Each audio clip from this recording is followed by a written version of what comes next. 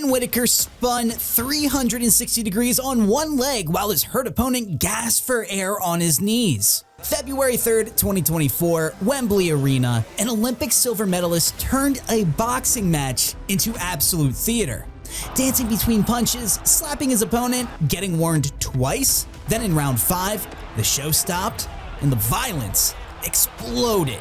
Watch how showboating became a weapon that broke Khalid Graidia's spirit before Whittaker broke his body with a knockout, faster than any British fighter before him. Nobody expected what happened in round 1. Ben Whittaker, 6-0 with 5 knockouts, stepped in at 6'3".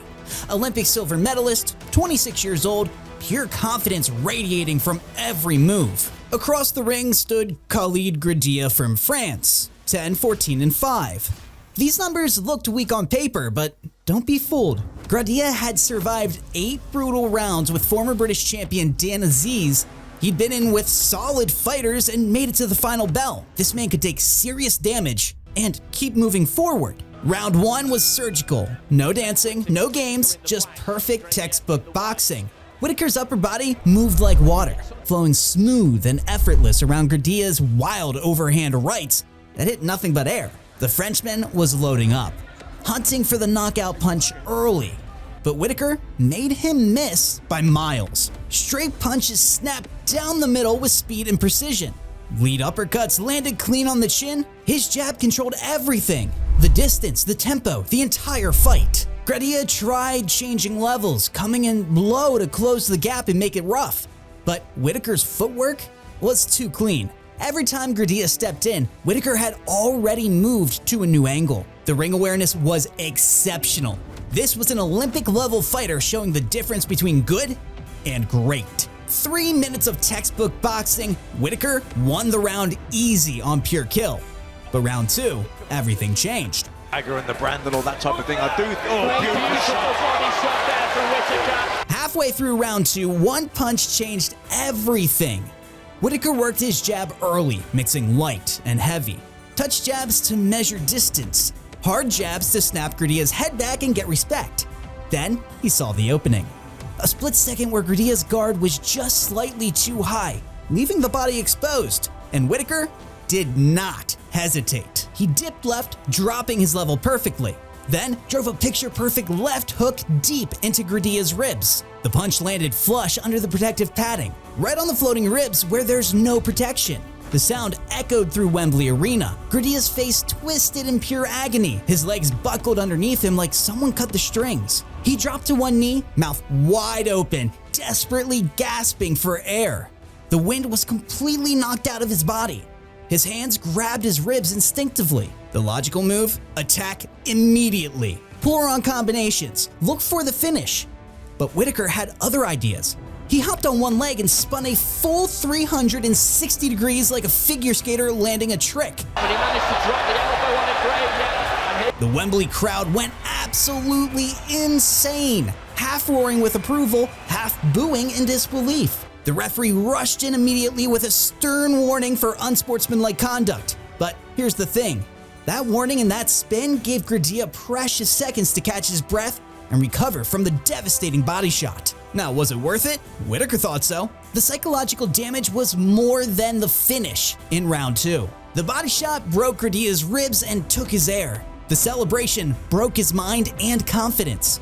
The fight was already over, and every person watching already knew it. Round 3 was pure domination disguised as boxing.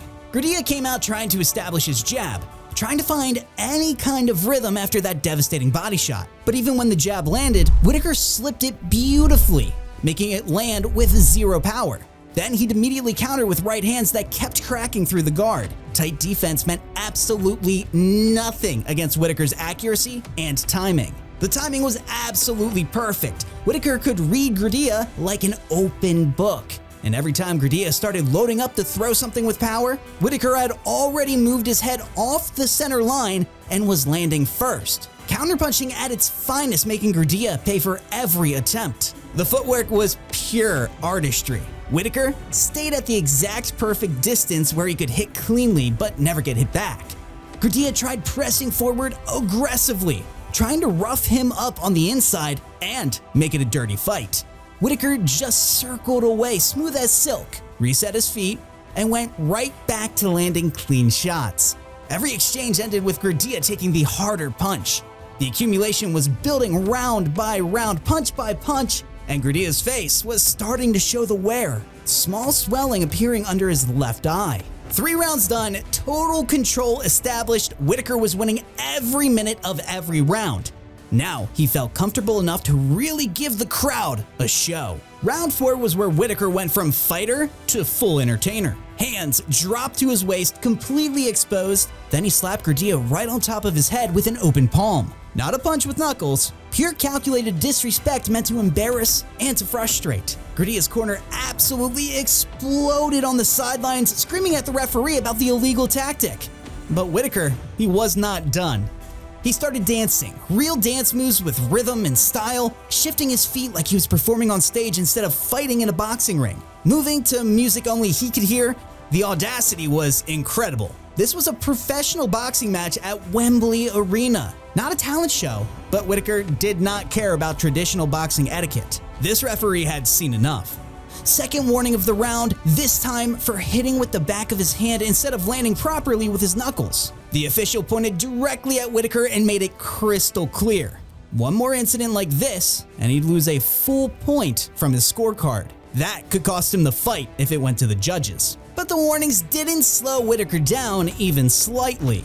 He kept the entertainment going. Between all the dancing and showboating, right hands still snapped Graidia's head back violently. Body shots still landed with authority, making Graidia wince and grab his damaged ribs. Graidia threw back desperately, trying to land something meaningful to earn respect. But everything he threw either missed completely or landed with absolutely zero power behind it. The frustration was visible on his face. The Wembley crowd was split perfectly down the middle. Half the arena loved every second of the pure entertainment. The other half felt it was deeply disrespectful to a fighter clearly outmatched. And here's the truth. Everyone in the building was watching. Nobody could look away. Entertainment and complete domination happening at the exact same time.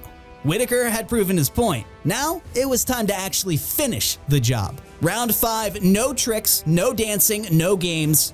Just pure violence. Whittaker came out of his corner stalking forward like a predator who'd finished playing with his food. The entertainment was over. Now came the destruction. Heavy jab after heavy jab pushing Graidia backwards across the ring.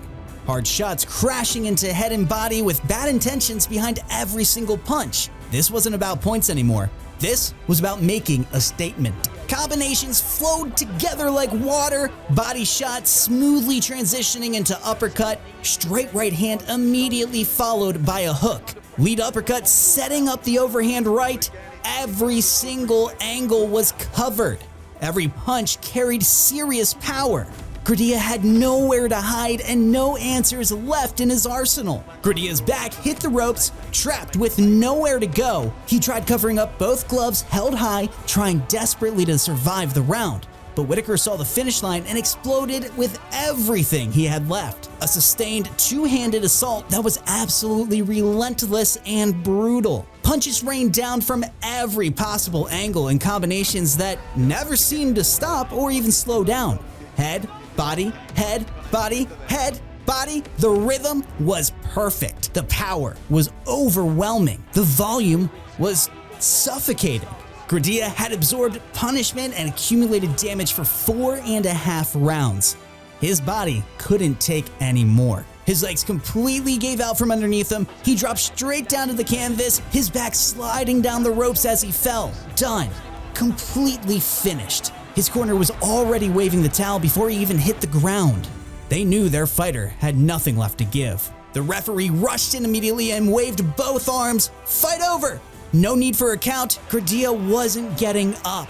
1 minute and 57 seconds into round 5. Technical knockout. Ben Whittaker improved his perfect record to 7-0 with 6 knockouts. Khalid Graidia had previously survived 8 full rounds with former British champion Dan Aziz, proving his toughness. Against Whittaker, he couldn't even make it past 5 rounds.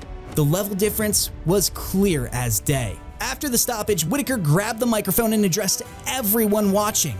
Asked directly about his controversial showboating style and whether it was really necessary, his answer was simple and unapologetic. Some people absolutely love watching him showboat and entertain. Some people absolutely hate it and thinks it's disrespectful. He doesn't care which side anyone falls on because both sides are watching, talking, and paying attention.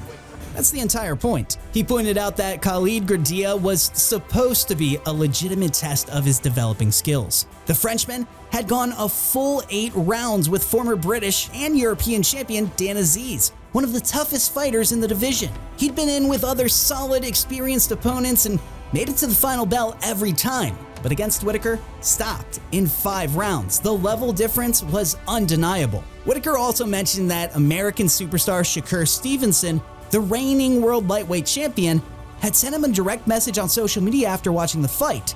Stevenson said that he was a huge fan and loved how much genuine fun Whittaker has while performing his craft in the ring. When a world champion from another country takes time to praise your style, the international attention is clearly growing fast. At just 26 years old with an unblemished record, Whittaker made his goals clear.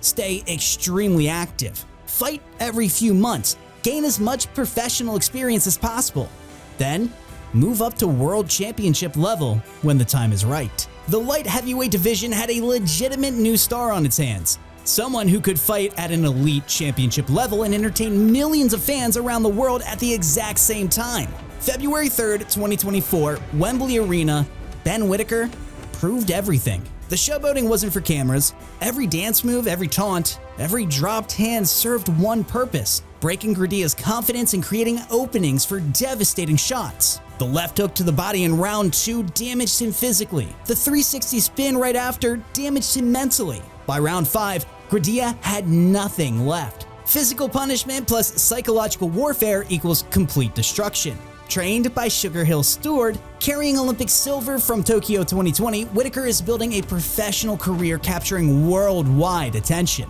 7 fights, 7 wins, 6 knockouts. The surgeon from Birmingham operates with precision, power, and undeniable style. Love him or hate him, you can't stop watching. Want more knockouts like this? For that, you have to follow Knockout Kings Elite. Hit that subscribe button.